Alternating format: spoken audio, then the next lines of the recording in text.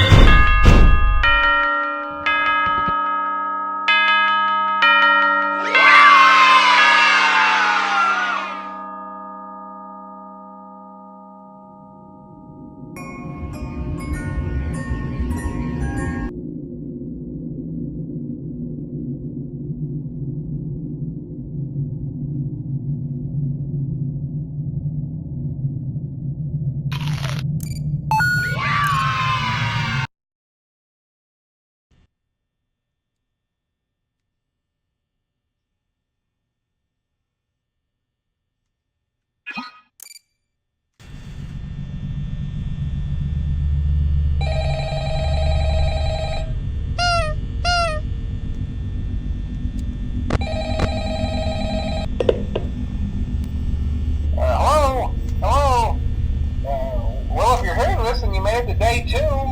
Congrats. I won't talk quite as long this time since Freddy and his friends tend to become more active as the week progresses. It might be a good idea to peek at those cameras while I talk, just to make sure everyone's in their proper place, you know. Interestingly enough, Freddy himself doesn't come off stage very often. I've heard he becomes a lot more active in the dark, though, so hey, I guess that's one more reason not to run out of power, right? I also want to emphasize the importance of using your door lights. There are blind spots in your camera views, and those blind spots happen to be right outside your doors. So if you can't find something or someone on your cameras, be sure to check the door light. You might only have a few seconds to react. Not that you would be in any danger, of course. I'm not implying that. Also, check on the curtain in Pirate Cove from time to time. The character in there seems unique in that he becomes more active if the cameras remain off for long periods of time. I guess he doesn't like being watched. I don't know. Anyway, I'm sure you have everything under control. Talk to you soon.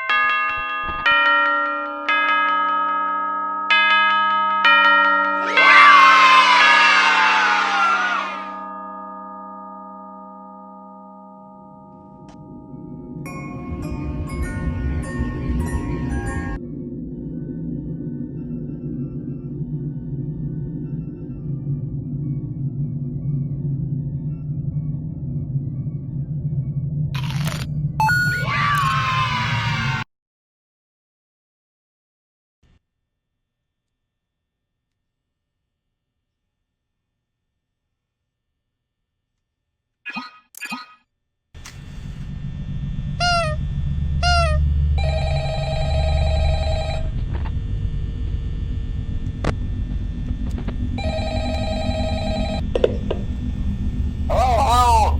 Hey, you're doing great. Most people don't last this long. I mean, you know, they usually move on to other things by now. I'm not implying that they died. That's not what I meant. Anyway, I better not take up too much of your time. Things start getting real tonight. Hey, listen, I had an idea. If you happen to get caught and want to avoid getting stuffed into a Freddy suit, try playing dead. You know, go limp. Then there's a chance that maybe they'll think that you're an empty costume instead. Then again, if they think you're an empty costume, they might try to stuff a metal skeleton into you. I wonder how that would work. Yeah, never mind. Scratch that. It's best just not to get caught. Okay, I'll leave you to it. See you on the flip side.